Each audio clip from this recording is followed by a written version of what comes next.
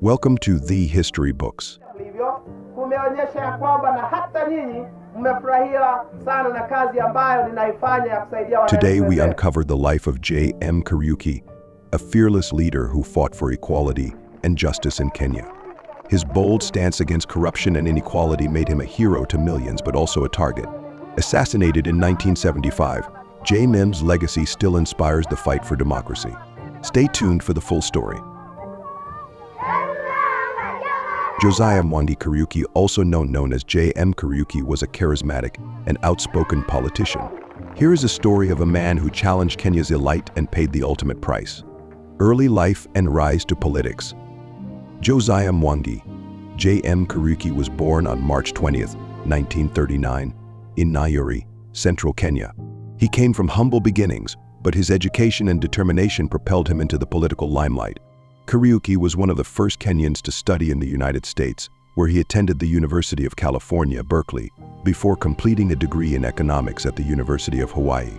His time abroad exposed him to progressive political ideologies, which greatly influenced his later views on governance and social justice. Upon returning to Kenya, JM became involved in local politics, eventually joining the Kenya African National Union, KANU, the dominant political party at the time.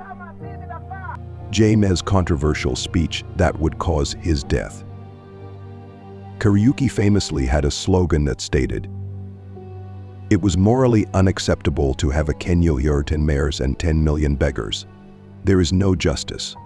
We are being exploited by our own leaders, and if we don't speak out, our children will live in poverty forever."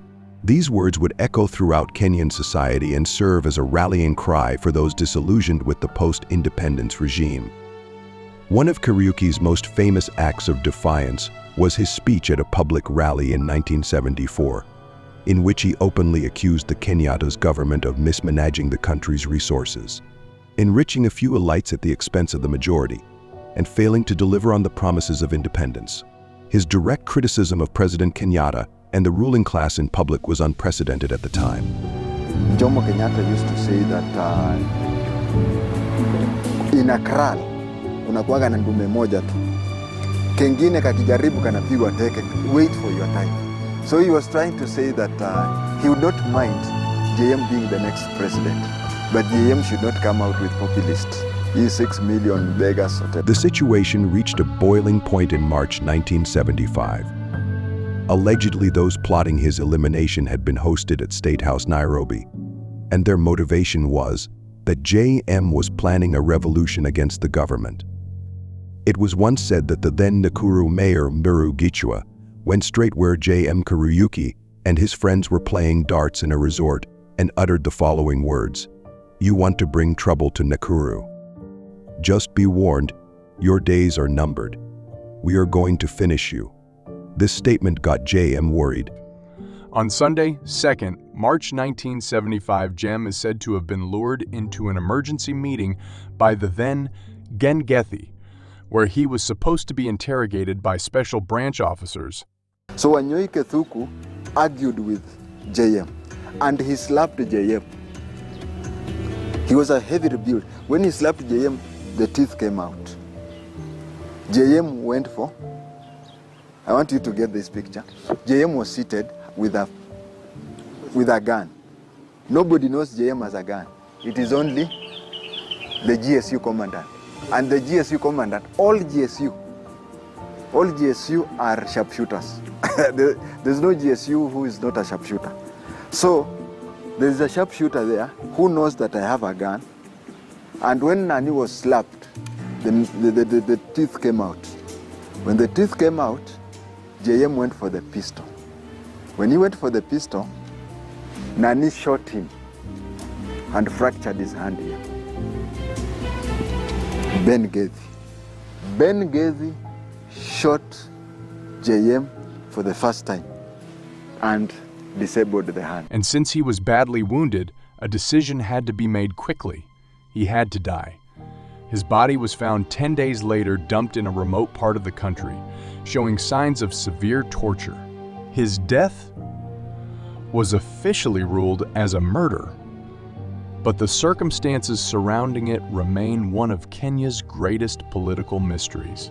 There was immediate response from students, particularly those at the University of Nairobi, was one of outrage and defiance. The student riots that followed his death were not only a reaction to his killing, but also an expression of deep dissatisfaction with political oppression. JM Kariuki's life and death highlight the high cost of political bravery in an oppressive regime. His story is one of a man who refused to be silenced even in the face of overwhelming power and danger. While his death was a tragedy, his unwavering commitment to justice and his call for a fairer, more equitable Kenya have left an indelible mark on the nation's history. For many, JM Kariuki is not just a victim of political betrayal, but a symbol of hope, integrity, and the struggle for a better Kenya.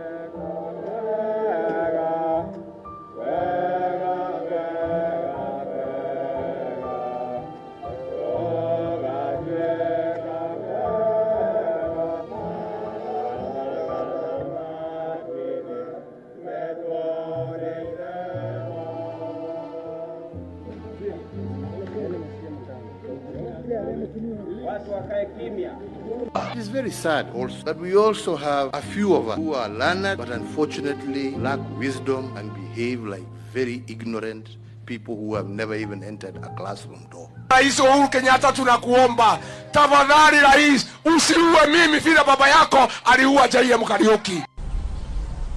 And when I look at it, probably